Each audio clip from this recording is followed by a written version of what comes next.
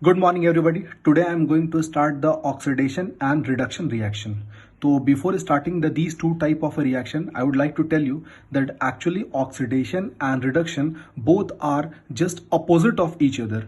Both are just opposite of each other, or we can say the vice versa of each other. Okay, so one by one we are going to just discuss what is the oxidation and reduction reaction. Okay, now actually there are two different type of element on that the oxidation and reduction reaction are related to it. Okay, so that element is actually the oxygen and hydrogen.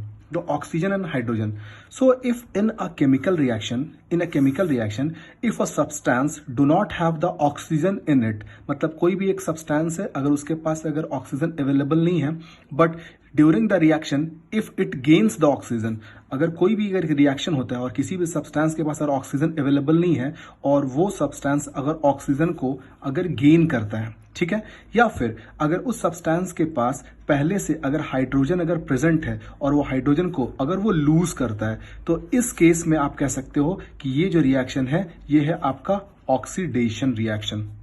Oxidation reaction तो आप दो चीजों के साथ relate कर सकते हो कि अगर कोई भी सब्सटेंस के पास अगर ऑक्सीजन नहीं है और केमिकल रिएक्शन के बाद अगर उसके पास ऑक्सीजन आता है तो आप कह सकते हो कि वो ऑक्सीडेशन रिएक्शन है, या फिर अगर उस सब्सटेंस के पास अगर हाइड्रोजन अवेलेबल है और वो हाइड्रोजन को लूज करता है तो we can say that it is a oxidation reaction. ठीक है, अब यहां देखते हैं सी।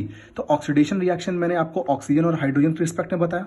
तो oxidation is a gain of oxygen, मतलब कभी भी अगर ऑक्सीजन का गेन होगा तो आप कह सकते हो कि ऑक्सीडेशन रिएक्शन। फॉर एग्जाम्पल कोई भी एक कंपाउंड ए है, अगर वो ऑक्सीजन के साथ रिएक्ट कर रहा है और फिर बाद में ऑक्सीजन के साथ वो कंबाइंड होकर के एओ बनाया, तो आप देखो ए के पास पहले से ऑक्सीजन नहीं था लेकिन रिएक्शन के बाद उसके पास ऑक्सीजन आ चुका है, तो आप कह सकते हो कि ये ऑक्सीडेशन रिएक्शन है। या सेकंड और ऑप्शन क्या अवेलेबल है कि oxidation is a loss of hydrogen, मतलब किसी भी एक कंपाउंड के पास देखो कोई भी एक कंपाउंड है उसके पास हाइड्रोजन अवेलेबल है लेकिन रिएक्शन के बाद हाइड्रोजन उससे अलग हो चुका है। ठीक है, तो ये भी कंडीशन जो है वो ऑक्सीडेशन रिएक्शन के लिए। तो ऑक्सीडेशन रिएक्शन अगर इन दोनों में से अगर कोई भी क्राइटेरिया अगर आप फुलफिल होते हुए देखते हो तो आप कह सकते हो कि वो ऑक्सीडेशन रिएक्शन है। तो on the basis of these two point we can define the oxidation reaction as the chemical reaction in which if a substance gains oxygen or loses hydrogen from it, it is called the oxidation reaction. मतलब किसी भी chemical reaction में कोई भी अगर एक substance oxygen को gain करता है, ये अगर हाइड्रोजन उसके पास है और हाइड्रोजन को लूज करता है, तो we can say it is kind of a oxidation reaction. ठीक है, one example you can see C+O2। अब देखो ये कार्बन है, कार्बन को अगर मैं ऑक्सीजन से रिएक्ट कराता हूं तो ये बनता है CO2। Now you see the carbon is not having the oxygen but after the reaction it is having the oxygen, so here the gain of oxygen is there, so we can say it is a kind of oxidation reaction. One more example is there 2Cu plus O2. When copper is going to react with the oxygen, copper oxide is formed. So you see that here oxygen is not present with the copper, but after the reaction the copper is having the oxygen, so we can say it is a kind of a oxidation reaction. Now it's time to reduction reaction. So reduction reaction is just opposite of the oxidation reaction, as in the starting of the video I told you. So if I wanted to just define the reduction reaction on the basis of hydrogen and oxygen, so it is just vice versa of oxidation. So we can say if a substance is having the oxygen and if it loses oxygen, or in second case if it gains,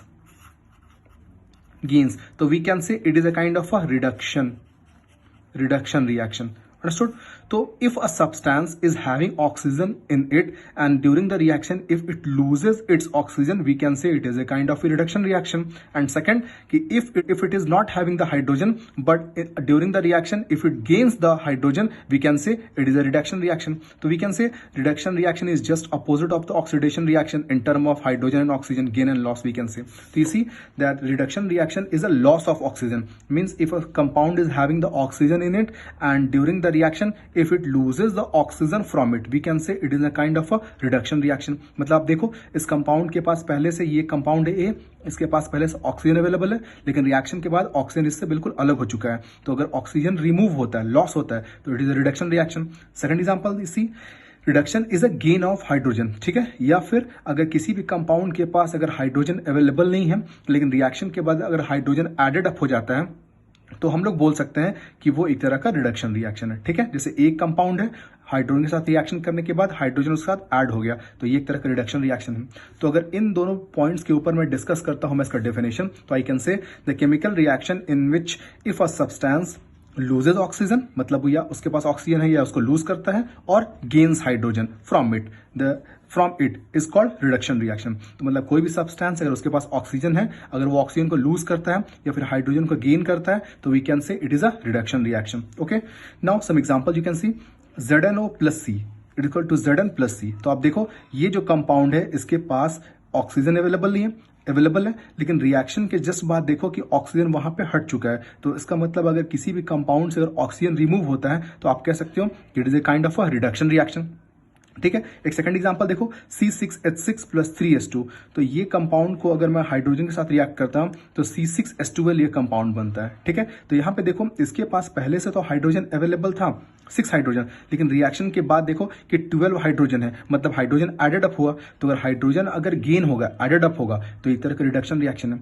ये जो compound है C6H6 इसको हम लोग बोलते हैं benzene. इसके बारे में हम लोग डिस्कस करेंगे कार्बन एंड कंपाउंड चैप्टर में। ओके, नाउ तो अभी तक जो मैंने आपके साथ डिस्कस किया रिडक्शन एंड ऑक्सीडेशन, तो रिडक्शन क्या होता है आप समझ गए, ऑक्सीडेशन क्या होता है आप समझ गए। ठीक है, अगर कोई एक ऐसा केमिकल रिएक्शन होता है जिसमें कि ऑक्सीडेशन और रिडक्शन दोनों एक साथ हो, मतलब उसी केमिकल रिएक्शन में ऑक्सीडेशन भी देखने को मिल रहा है और रिडक्शन भी देखने को मिल रहा है, तो उस टाइप के स्पेशल केमिकल रिएक्शन को हम लोग बोलते हैं रिडॉक्स केमिकल रिएक्शन। रिडॉक्स देखो ये कैसा है, अगर रिडक्शन होगा और ऑक्सीडेशन भी होगा तो दोनों होगा, तो दोनों का कंबाइंड नाम हम लोग यूज कर रहे हैं रिडॉक्स। तो रिडॉक्स कैसा आया, रिडक्शन से RED को लिया और ऑक्सीडेशन से OX को लिया, तो कंबाइंड होकर क्या बना, रिडॉक्स। तो इसका मतलब रिडॉक्स रिएक्शन क्या है, the chemical reaction in which oxidation and reduction both takes place simultaneously is called redox reaction. ठीक है, जैसे आप देखो यहां पे CuO plus H2 is equal to Cu plus H2O।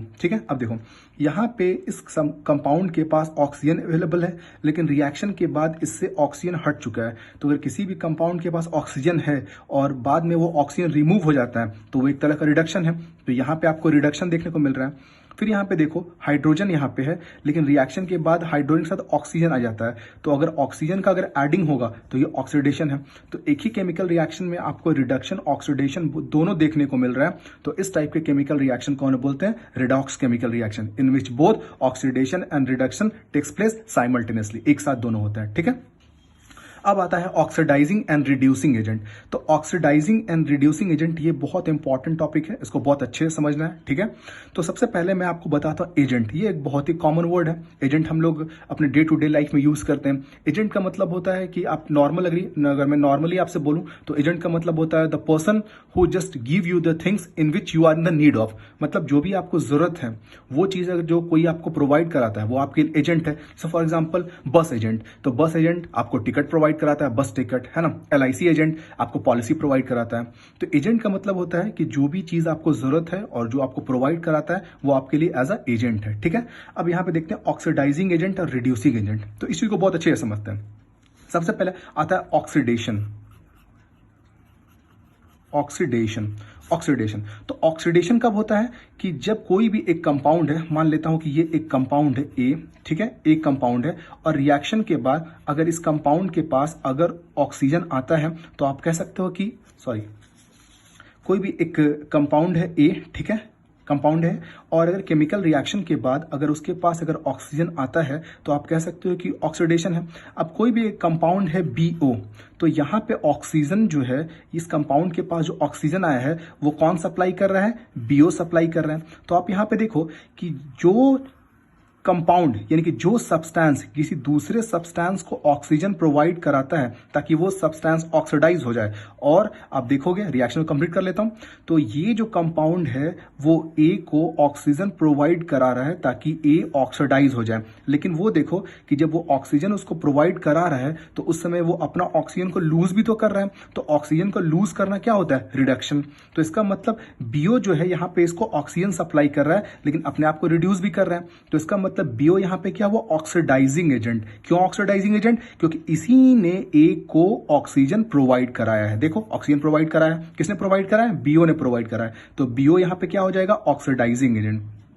तो ऑक्सीडाइजिंग एजेंट को हम कैसे बोल सकते हैं कि the oxidizing agent are the agent with oxidizes the other substance. मतलब ऑक्सीडाइजिंग एजेंट जो है वो किसी एक दूसरे को ऑक्सीडाइज करता है ऑक्सीजन सप्लाई करके, लेकिन ऑक्सीजन सप्लाई करते समय जब ऑक्सीजन उसे लूज हो रहा है तो अपने आप को रिड्यूस भी कर ले रहा है। तो मैं इसको डिफाइन कर सकता हूं, देखो कैसे कि the substance which oxidizes the other substance by getting reduce itself. मतलब ऑक्सीडाइजिंग जो एजेंट है वो किसी दूसरे को ऑक्सीडाइज करा रहा है लेकिन अपने आप को रिड्यूस करा रहा है ना, बाय गेटिंग रिड्यूस्ड इटसेल्फ।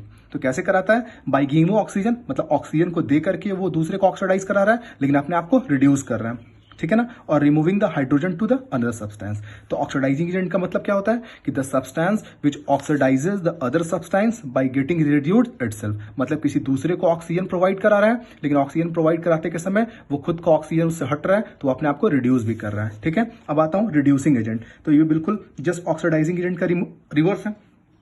तो मैं पढ़ता हूं the substance which reduces the other substance. मतलब ये जो सब्सटेंस है वो किसी दूसरे सब्सटेंस को रिड्यूस करा रहा है। जैसे फॉर एग्जांपल देखो, अगर इसी को मैं एक और रिएक्शन बताता हूं। अगर कोई भी कंपाउंड AO है, ठीक है, कोई भी कंपाउंड AO है, अब अगर मैं इसको B से रिएक्शन करा रहा हूं तो यानी कि जब इस रिएक्शन को कंप्लीट करूंगा तो आ जाएगा A प्लस BO। तो आप देखो तो यहां पे ये जो कंपाउंड है इसके पास ऑक्सीजन प्रेजेंट है लेकिन रिएक्शन के समय क्या हो रहा है, B जो है इसका ऑक्सीजन को रिमूव करके वो खुद रख रहा है। तो जब इससे ऑक्सीजन रिमूव हो रहा है, इस AO से ऑक्सीजन को रिमूव कर रहे हैं तो ये क्या हो रहा है, रिड्यूस हो रहा है। तो इस कंपाउंड को रिड्यूस कौन करा रहा है, B, क्योंकि B जो है वही ऑक्सीजन को हटा करके इस A को अकेले कर रहा है ताकि वो रिड्यूस हो जाए। तो इसका मतलब यहाँ पे जो B है वो क्या हो गया, एक तरह से रिड्यूसिंग एजेंट, क्योंकि ये जो है वो A को रिड्यूस कर रहा है लेकिन रिड्यूस करते समय जो ऑक्सीजन जो निकल रहा है वो खुद भी अपने आप में रख रहा है। तो रिड्यूसिंग एजेंट का मतलब क्या हुआ कि reducing agent are the agent with reduces the other substance by getting oxidize itself. मतलब वो दूसरे को तो रिड्यूस कर रहा है लेकिन खुद को वो ऑक्सीडाइज कर रहा है, ठीक है। तो देखो the substance which reduces the other substance by getting oxidize itself by removing the oxygen. मतलब ऑक्सीजन को रिमूव करके और giving the hydrogen to the other substance, ठीक है।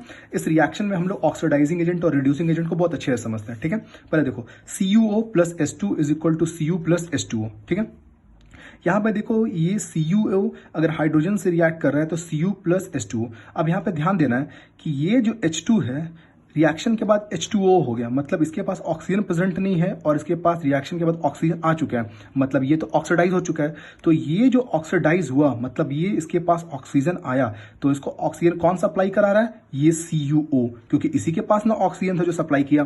तो इसका मतलब यहाँ पे ये CuO जो है उसने एक ऑक्सीजन इसको प्रोवाइड किया, तो ये ऑक्सीजन देने वाला है, तो ये दे तो रहा है इसको, लेकिन देखो रिएक्शन के समय उसके पास O हट भी आ रहा है, मतलब अपने को रिड्यूस भी कर रहा है। तो इसका मतलब ऑक्सीजन देने वाला कौन है, CuO। तो आप कह सकते हो कि ऑक्सीडाइजिंग एजेंट कौन है, CuO, क्योंकि इसी ने ऑक्सीजन दिया हाइड्रोजन को, लेकिन उसने हाइड्रोजन को ऑक्सीजन देकर उसको तो ऑक्सीडाइज कर लिया लेकिन अपने आप को रिड्यूस कर लिया। तो ऑक्सीडाइजिंग एजेंट CuO, ठीक है। अब दूसरा देखते हैं।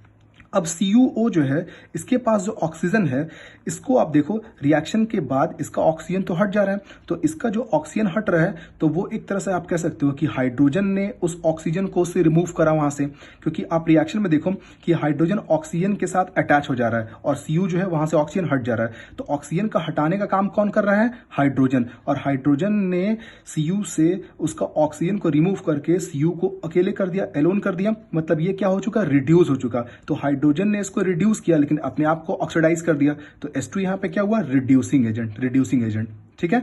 तो ये चीज हो सकता आप समझ गए होगे अच्छे से, ठीक है। The very important thing is that कि ऑक्सीडाइजिंग एजेंट और रिड्यूसिंग एजेंट हमेशा केमिकल रिएक्शन में हमेशा रिएक्टेंट के साइड ही होते हैं, कभी भी प्रोडक्ट के साइड नहीं होंगे, हमेशा वो लोग रिएक्टेंट के साथ ही होंगे, ठीक है। तो आई होप ये कंसेप्ट आप बहुत अच्छे से समझ गए होंगे। Thank you.